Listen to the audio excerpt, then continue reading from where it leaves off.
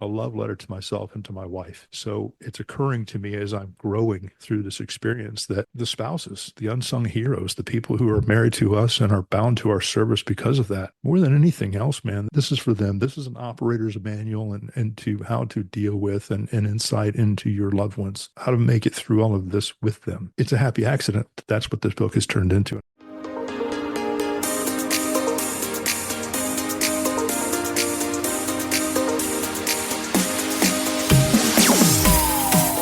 It is time for a new mental health champion to join our community today.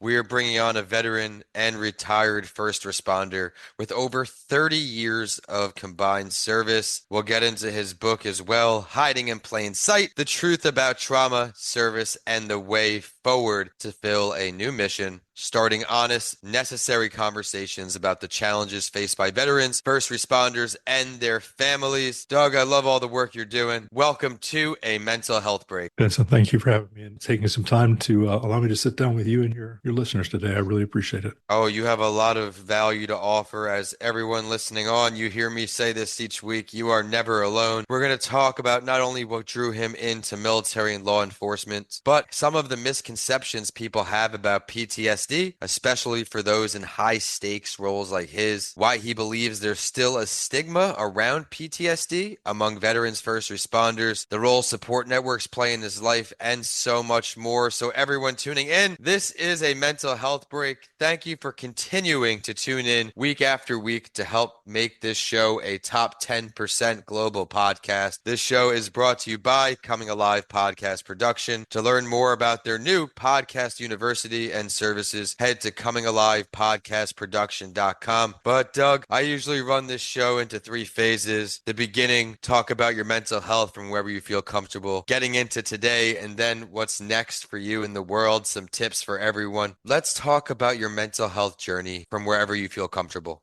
You know what? It's all in a book. So I feel comfortable speaking about all of it now, and that was not always the case. My mental health journey, everything was fine as long as I knew it, and incrementally as time went on through my military time and my time law enforcement, things seemed to be. Well, I didn't register stress. It was just Tuesday. Using my peer group as a kind of a barometer of where I was is hard to do because we're all experiencing the same things, and we're basically all getting sick at the same rate by the same stuff. Personally, I dealt with the effects of PTS for the better part of about 17 years. I knew I was having problems for about 15 years of that. And I continued to overinvest in my role, overinvest in the persona that was, I guess, built around me. And of course, I did my best to continue with that until finally I couldn't go anymore. I had been promoted and moved to the midnight shift, had a lot more responsibility in a larger area, and wasn't sleeping well. And, sleep disturbances and everything else that come along with trauma and just aging, driving fast and forward. I wasn't able to handle the things that I'd been able to handle quite successfully, I thought, for years. The wheels had just come off, man. I found myself no joy in anything. I could not motivate. I was gaining weight, couldn't take it off. Everything was going poorly internally. On the outside, I presented as a winner. I was high functioning. Everything got done. And basically until it didn't, I found myself on duty one night, sitting behind a school at about 3 a.m. with a pistol in my hand. And I had a decision to make. Luckily, I made the right decision. That was about just over 5 years ago. And since that point, I've done a lot of introspective work, a lot of hard work, unraveling my story and basically telling myself the truth and then speaking out about it. We don't have to live the way that we live. So that's pretty much it in a nutshell. I love the message. And now my show notes are already too big for how we just started. Honesty with sharing your experiences with PTSD. Yes. Sleep disturbance is something that affects probably more than it doesn't. And the pistol in your hand, you had a decision to make. And now look how far you've come. So congratulations for that. Thank you. Even to present day, and we'll get into it shortly, the book he put together. But we just talked about that turning point, it seems like for you, that moment where you realized, I can't do this alone forever. What are some things you started to do to take care of your mental health now that you were starting to focus on improving it? The first thing I did was ask for help, get out of my own mind and say that, or give myself the excuse that I don't deserve it. I haven't been through enough. Other people have had it worse. Those were the kind of self-deprecating thoughts and dismissive thoughts I was having that kept me in a bad place. Therapy, communicating with my wife, working on all of those things, getting blood work done, checking my diet, making sure that the inputs in my life through nutrition, media, social media, face-to-face influences, got all of those in a healthy space, exercise. I mean, it was a holistic approach. Anybody that if you find something that works for you, do it. I love that. What works for some doesn't work for everyone. That's another one of my every show quotes because it always comes up and it's true. You heard him offer some things. I'm going to offer nature, taking breaks, exercise. For me, exercise in the morning is what I need. Today, we're recording this on a Monday, so now I'm not getting my exercise in until the afternoon. I'm a 3 a.m. starter, especially on Mondays. My only day off is really Saturday. So right now, when I have the opportunity to record a great show, it's someone like Doug. We push the schedule just a little bit. I have found this is my therapy session as an entrepreneur. It's been a while since I've shared this. In COVID, my therapist just stopped taking public, it's private therapists from there. Didn't have the best insurance because I didn't work for another company. So this podcast became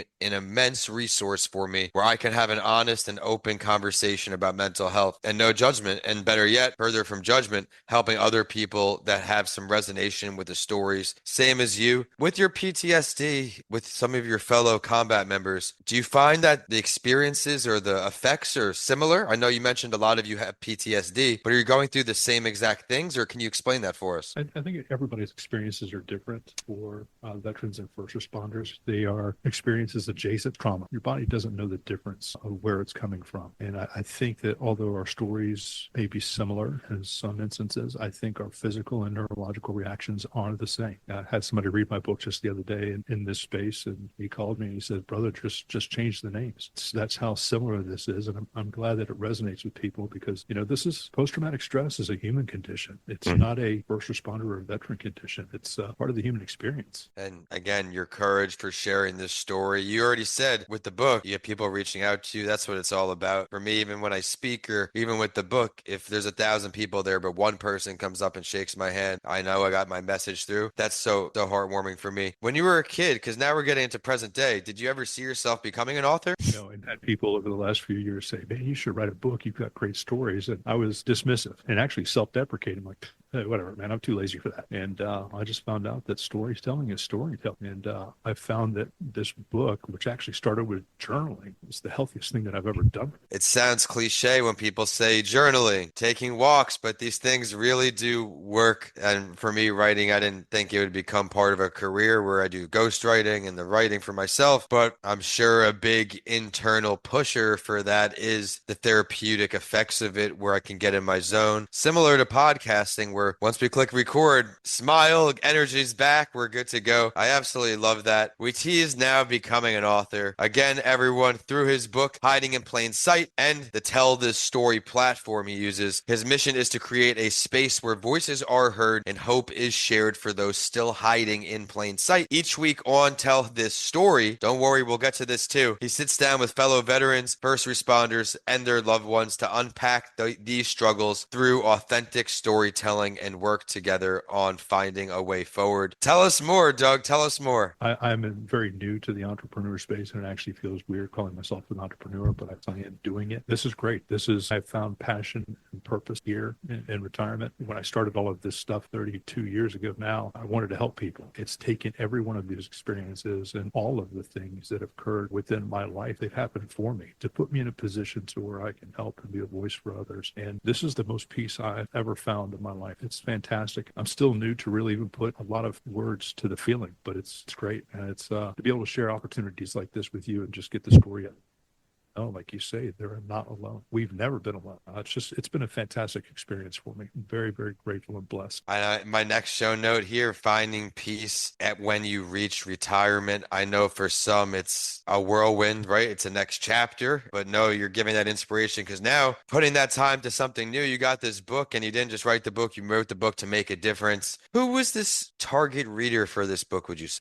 Actually, it was the veteran and the first responder. But when I got the author's draft in my hand of the proof and started looking at it, I was speechless. And I didn't realize it at the time, but my wife was actually recording me as I was going through this process. And as I was holding it, I read the back of the book, and it said, this is not just another collection of war stories and a whole bunch of motivational stuff that would resonate with the responder and veteran community. But I realized what I was holding was actually, it was an apology letter to everyone who's loved me in the last 30 years. And more than that, it was a love letter to myself and to my wife. So it's occurring to me as I'm growing through through this experience that the spouses, the unsung heroes, the people who are married to us and are bound to our service because of that, more than anything else, man, this is for them. This is an operator's manual and to how to deal with and insight into your loved ones, how to make it through all of this with them. It's a happy accident. That's what this book has turned into. And I keep looking away because my book is sitting here.